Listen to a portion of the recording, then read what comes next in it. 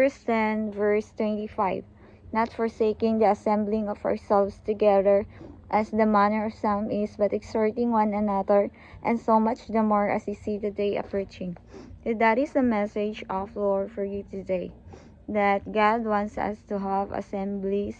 God wants us to continue the assemblies that we have started, and God wants us to love each other as we see the day is approaching, and God doesn't want us to hate each other. God doesn't want us to have hatred inside us, but God wants us to have love in ourselves, to have love inside us, and He doesn't want to break down the assemblies. He wants to continue the assemblies.